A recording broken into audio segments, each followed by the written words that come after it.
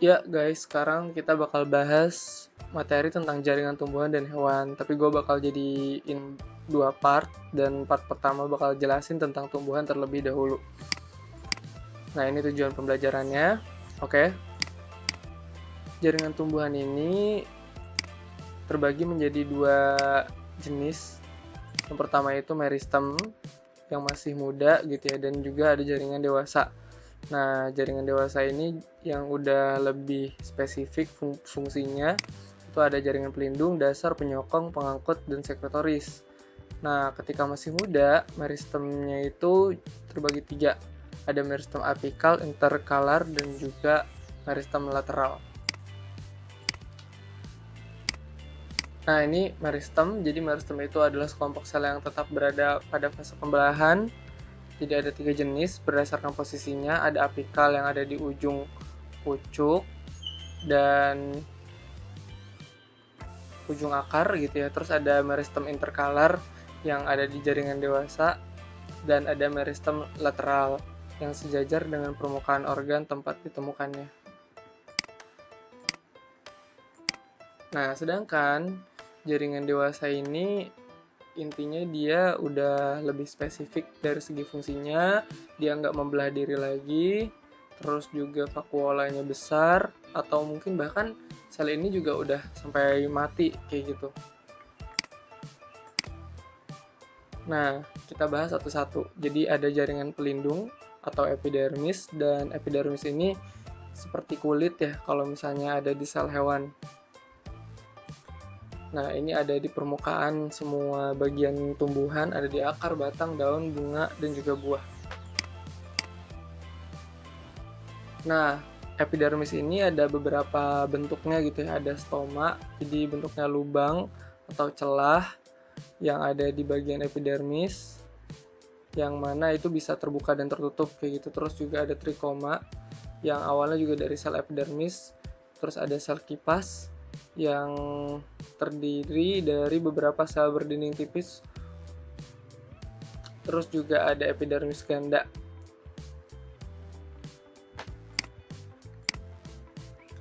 Selanjutnya ada jaringan dasar parenkim. Jadi parenkim ini dijumpai di daerah epidermis dan pembuluh angkut pada akar dan batang sebagai korteks. Parenkim dapat dijumpai juga sebagai empulur batang pada daun. Parenkim merupakan mesofil daun. Nah, selanjutnya ada jaringan penyokong atau penguat. Jadi intinya dia ini yang mengisi ruang-ruang untuk bisa mengokohkan tumbuhan gitu. Jadi ada dua jenis, ada kolenkim dan ada sklerenkim. Nah, jaringan kolenkim ini dia memiliki protoplasma yang tidak mempunyai dinding sekunder, tetapi mempunyai sel primer yang lebih tebal daripada sel-sel parenkim. Tujuannya untuk mengokohkan tumbuhan, tidak memiliki dinding sekunder dan bahan penguat. Nah, kalau sklerenkim, jadi sklerenkim itu dia dari kata skeleton, hafalinnya skeleton aja, jadi dia dari tulang gitu lah, istilahnya mirip kayak tulang. Jadi dia itu keras banget karena emang tersusun dari sel-sel mati dan sangat kuat lah pokoknya. Terus bentuknya bisa untayan dan bisa berbentuk lingkaran juga. Nah, sklereid lebih pendek daripada serat, terutama di dalam kulit kayu, pembuluh tapis, dan dalam buah atau biji.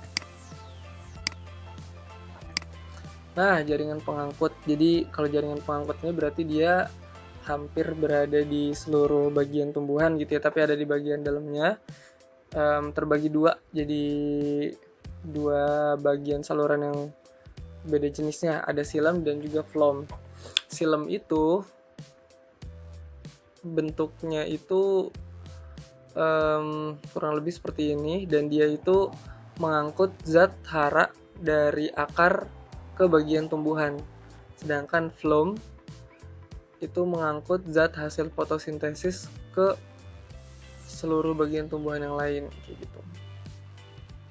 Nah, jadi kalau misalnya pengen ngafalin, mungkin kalau gue sendiri ya ngelihat xilem itu kan bentuknya itu kayak X gitu ya, kayak akar gitu loh, melebar. jadi lebih gampang hafalinnya. Sedangkan phloem itu mengangkut zat fotosintesis, jadi sama-sama F, dan ini akan lebih memudahkan kalian biar nggak ketuker. Nah, xilem ini dia itu untuk sirkulasi air dan mineral dari akar. Terus penyusun xilem ini merupakan sel mati dengan dinding yang sangat tebal, terus susun dari zat lignin, sehingga xilem berfungsi sebagai jaringan penguat. Terus juga unsur-unsur xilem terdiri dari unsur trakeal, serabut xilem, dan parenkim xilem. Terus ada unsur trakeal. Unsur trakeal ini terdiri dari trakea dan trakeit. Trakea tersusun oleh sel-sel berbentuk tabung yang berhubungan pada ujung-ujungnya. Trakeit berupa sel lancip dan panjang dengan dinding sel yang berlubang-lubang noktah. Terus ada serabut xilem dan parenkim xilem yang tadi udah dijelasin. Nah, selanjutnya phloem. Jadi phloem itu tersusun dari sel-sel tapis yang berbentuk tabung dengan bagian ujung berlubang-lubang. Terus ada sel pengiring, hubungan erat dengan pembuluh tapis, berbentuk silinder dan lebih besar daripada sel-sel tapis. Terus ada serabut phloem dan ada parenkim phloem. Nah, tipe-tipe berkas pengangkut ini ada tipe kolateral, di mana xilem dan phloem itu letaknya berdampingan. Tapi kalau misalnya ada kambiumnya, namanya itu kolateral terbuka kayak gitu. Sedangkan kalau misalnya nggak ada kambium, namanya kolateral tertutup. Tipe konsentris. Nah, xilem dikelilingi phloem atau sebaliknya. Ada yang amfikibral, berarti xilem-nya ada di tengah, phloem-nya di sampingnya gitu ya, di sekelilingnya, atau kebalikannya, amfifasal, phloem-nya di tengah, xilem-nya ada di sekelilingnya. Atau tipe radial, yang mungkin ada di gambar-gambar, mungkin sering banget ya, kita ngelihat ada xilem phloem yang kayak bikin bentuk lingkaran gitu, ganti-gantian. Xilem phloem, dan seterusnya. Nah, selanjutnya ini jaringan terakhir, yaitu jaringan sekretoris. Nah, jaringan sekretoris ini dia berasal dari parenkim dasar yang mengalami diferensiasi dan mengandung senyawa hasil metabolisme. Sel kelenjar disebut idioblast kalau bentuknya berbeda dengan sel-sel di sekitarnya. Terus contohnya ada biji kacang, kulit kayu manis, atau dalam rizoma jahe. Terus juga ada saluran kelenjar. Jadi ini contohnya kayak misalnya ada di daun jeruk. Tuh. Terus ada saluran getah. Jadi terdiri dari sel-sel yang mengalami fusi berbentuk suatu sistem jaringan yang menembus jaringan-jaringan lain dalam tubuh. Nah, organ pada tumbuhan ada akar. Jadi akar ini tujuannya bisa menyerap unsur hara gitu ya, entah itu air ataupun zat lainnya ke bagian tumbuhan untuk jadi bahan fotosintesis. Nah, ini bentuk akar gitu ya, ada xilem, ada phloem, ada korteks, ada epidermis. Nah, epidermis itu intinya dia bagian terluar dari akarnya gitu ya. Jadi ini cuma satu lapis, terus ada rambut akar, tidak ada kutikula. Kutikula tuh kayak semacam lapisan tambahan gitu. Terus juga ada rambut akar. Nah, untuk korteks tersusun dari beragam sel yang membentuk beberapa lapis sel. Dinding selnya tipis, mempunyai banyak ruang antar sel. Terus pada korteks terdapat parenkim, kolenkim, dan sklerenkim. Terus ada endodermis. Ada di sebelah dalam korteks. Dinding sel endodermis mengalami penebalan gabus. Satu sel endodermis dengan penebalan sel gabus. Air masuk melalui sel endodermis yang dindingnya tidak menebal. Dan lapisan endodermis merupakan pemisah yang jelas antara korteks dan stele. Nah, apa itu stele? Jadi ada di bagian tengah, di silinder pusat gitu ya. Nah, di stele ini ada berkas pengangkut jaring-jaring lainnya gitu ya. Jadi ada xilem, ada phloem tuh di dalam stel. Nah, di lapisan terluar dari silinder pusat terdapat perisikkel atau perikambium. Oke. Nah, sekarang bagian batang. Nah, ini perbedaan morfologi batang dan akar ya. Maksudnya biar kita bisa lebih jelas. Jadi, batang sama akar itu ada perbedaan yang mencolok dari luasnya nih. Kalau batang ada, akar tidak ada. Daunnya batang ada, akar tidak ada. Bulu, batang tidak ada, akar ada. Tudung tidak ada, akar ada. Cabang keduanya ada. Nah, batang di sini kurang lebih sama, ada epidermis, ada korteks, terus ada berkas pembuluh, xilem, phloem, dan juga ada kambium. Ada dua teori titik tumbuh, yaitu ada teori histogen dan teori tunica corpus. Oke, kalau teori histogen, lapisan luar pembentuk epidermis disebut dermatogen. Tengahnya itu korteks, disebutnya peribelum, terus ada bagian tengah, dulunya itu disebutnya plerom. Nah, terus ada teori tunica corpus, ada lapisan tepi yang terdiri dari sel-sel aktif membelah sehingga memperluas titik tumbuh, namanya tunika, dan ada bagian korpus, di mana ini bagian dalam yang terdiri dari sel-sel yang membelah ke segala arah dan berdiferensiasi. Nah, cuman kalau yang berhubungan sama struktur yang udah jadi, sebenarnya lebih cocok sama teorinya histogen sih, gitu. Nah, jadi di sini ada bagiannya, ada epidermis, di kurang lebih sama. Epidermis yang berada di bagian luar dari tubuh batang itu sendiri. Terus ada korteks yang dinding selnya tipis gitu ya. Tersusun atas kolenkim dan sklerenkim yang berfungsi menyokong dan memperkuat tubuh. Terus juga ada amilumnya. Dan terus ada stel terletak di sebelah dalam batang. Bagian luarnya disebut perisikkel. Di dalam stel terdapat sel parenkim dan berkas pengangkut, xilem dan phloem tadi ya. Dan di tumbuhan dikotil, bagian tepi stel dibatasi oleh kambium. Nah, kurang lebih gambarnya kayak begini.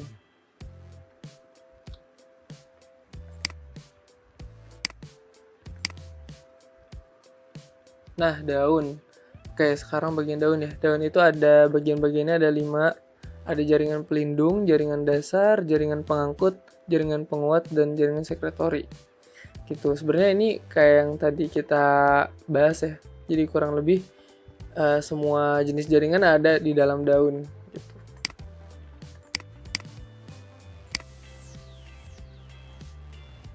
Nah, ini juga sama gitu ya. Cuman mungkin kalau kita sering lihat dan kita pelajarin, di daun itu ada stomata kayak gitu, dimana di situ ada celah untuk keluar masuknya udara, baik itu O2 atau CO2. Terus juga ada kutikula gitu ya. Jadi daun itu punya lapisan biar mungkin untuk melindungi bagian dalamnya gitu ya. Gitu. Nah, terus pada tumbuhan teratai stomata terdapat di permukaan atas. Kenapa coba? Jadi teratai itu dia berusaha beradaptasi dengan cara meletakkan stomatanya di bagian atas sehingga penguapan airnya itu jauh lebih cepat. Jadi si tanaman teratai ini dia bisa menyeimbangkan kondisi air yang ada di dalam tubuhnya. Soalnya kan kalau teratai itu tumbuhnya di danau, berarti kan akarnya nyerap banyak air kan. Kalau seandainya stomatanya itu nggak di atas, takutnya dia terlalu banyak menyerap air kayak gitu. Akhirnya tubuhnya nggak seimbang dan akhirnya bisa membusuk. Oke, kita lanjut. Nah, selanjutnya ada mesofil. Jadi mesofil ini terletak di antara epidermis atas dan epidermis bawah. Jadi meso itu kayak pertengahan gitu. Nah, terus pada tumbuhan dicotyledon, mesofil berdiferensiasi menjadi jaringan tiang, palisade, dan jaringan bunga karang atau spons. Pada tumbuhan rumput-rumputan dan monocotyledoniae lainnya, mesofil tidak berdiferensiasi. Nah, jadi di sini tempat terjadinya fotosintesis ya, teman-teman. Nah, selanjutnya ada jaringan pengangkut. Jadi di sini ada xilem dan phloem gitu ya.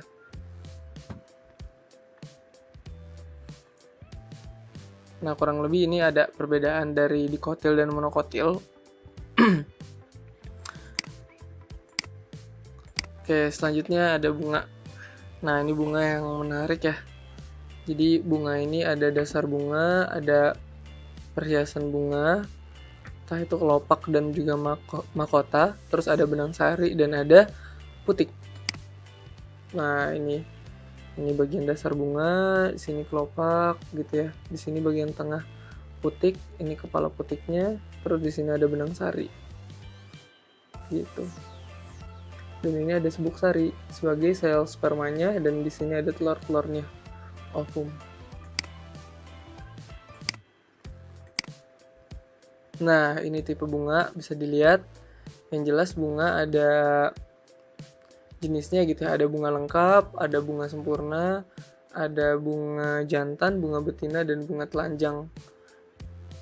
Dan ini dibagi berdasarkan ada atau tidaknya kelopak, mahkota, benang sari, dan juga putik.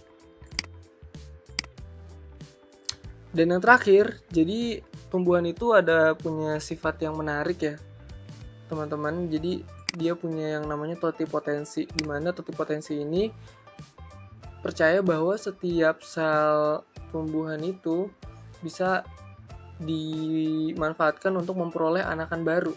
Jadi kayak bagian tubuh manapun tuh bisa dikembangin jadi individu baru yang sifatnya sama kayak orang tuanya, kayak gitu.